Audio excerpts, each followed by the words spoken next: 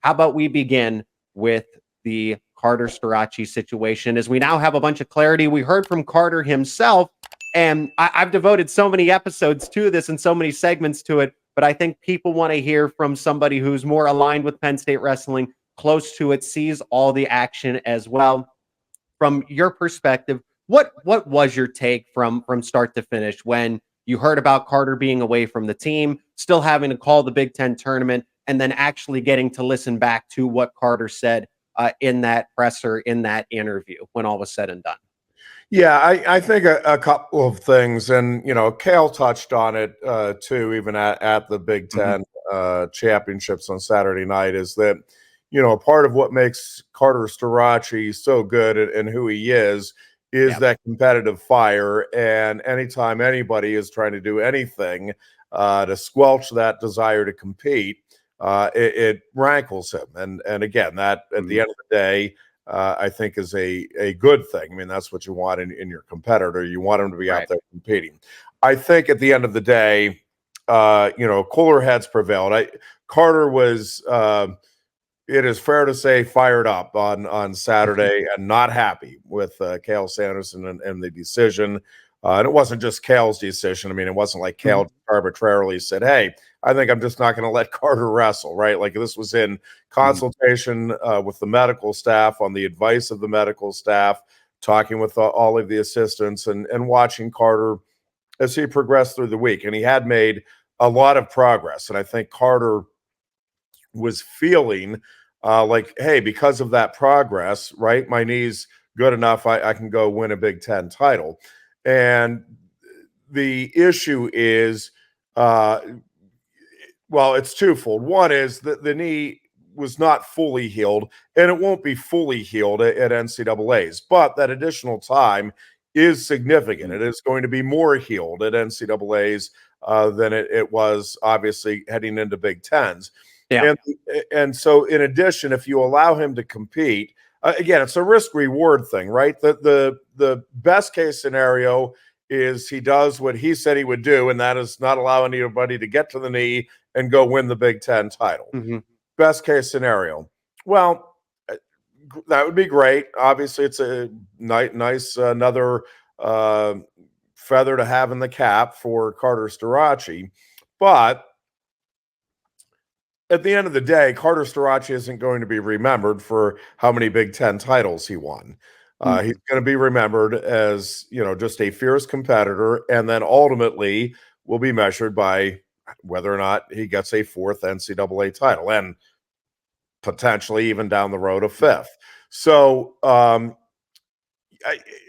the risk, though, was, hey, you re-aggravate that knee to the extent that you can't compete in the NCAA tournament.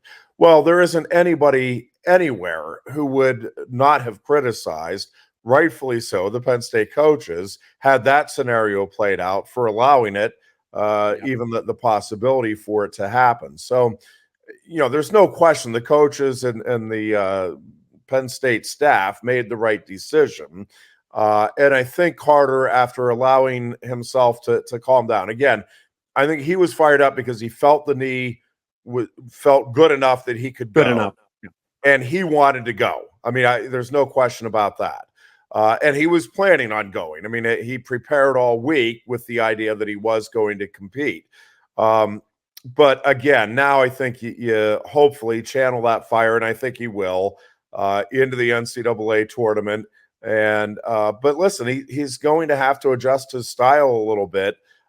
Again, I don't know what the percentage is. I've had a couple of people ask me, well, what percentage is the knee? I genuinely don't know. I don't know that the medical staff or that Carter can even tell you that. I don't know what he says. He's good. That's all that matters, is he says he can do everything. Yeah, and the key for him, again, is to go out and just find a way, right? Like, at this point, it's just find a way. And I think he has a better chance now, having been able to rest up a little bit more and not put the knee in jeopardy. He has a better chance to go out and compete at a high level at the NCAA championships. And at the end of the day, again, it's not that Cael Sanderson or Penn State or anybody, for that matter, don't think dual meets aren't important, don't think the Big Ten tournament is important, but it's like any sport, right? Like in the NFL, a big regular season game between the Steelers and Ravens, well, that's a big deal. And in the moment, you want to win that. Obviously, you've got to win the playoffs to get to the Super Bowl, but like the Super Bowl is the ultimate goal. Well, in NCAA wrestling, yes, the NCAA championships is the ultimate goal. So that is the top priority. Doesn't mean that you don't, I think I keep reading stuff that Cal doesn't care about Big Tens or dual meets. And I know firsthand that it's not true. He cares very much about all of it. Right. They want to be out winning all of it. But yes, with any competitor, you ask them would you rather, Tiger Woods, any tournament he competed in, he wanted to go win. But yeah, it was ramped up with the majors, and that was the most important thing. So yes, Penn State gets a little extra amped up and definitely wants to win NCAA championships. But it's not that they do so with the idea that nothing else matters. That just is kind of a silly notion to me, and especially when you're talking about competitors at the this high a level. They want to go out and win in anything that they compete in.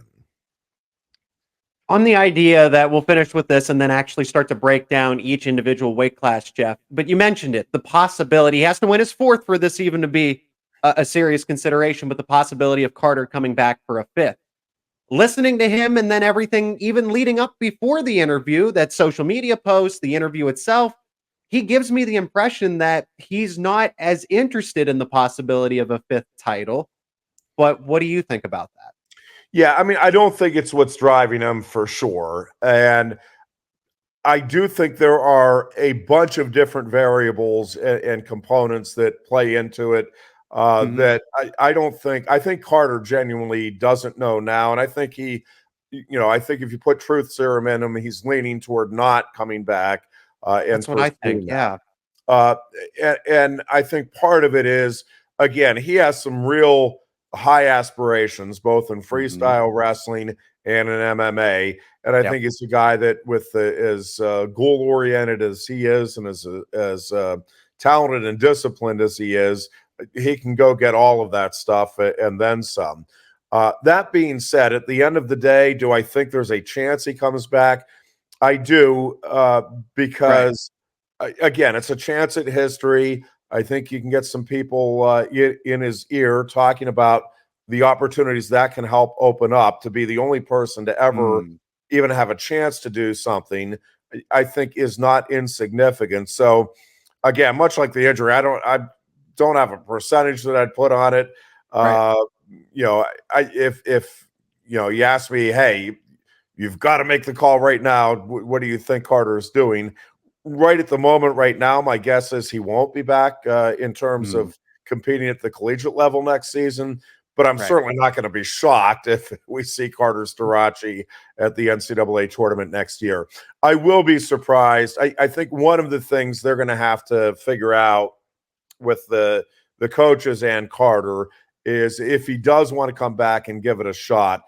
I don't think it'll be a thing where he just competes and goes through the entire grind of a collegiate dual season. I think it'll be much more like what you saw Kyle Snyder with Ohio State do, where he picks a handful of bouts, if that, to compete in, and then comes out and again competes in the Big Ten and NCAAs. So it would shock me if he just is like a mainstay in the Penn State lineup next year. It will not be nearly as shocking to me if he does end up being the postseason representative for Penn State next season. But again, it certainly won't surprise me at all either if he just decides, listen, I really want to go the freestyle route and prepare for MMA as well.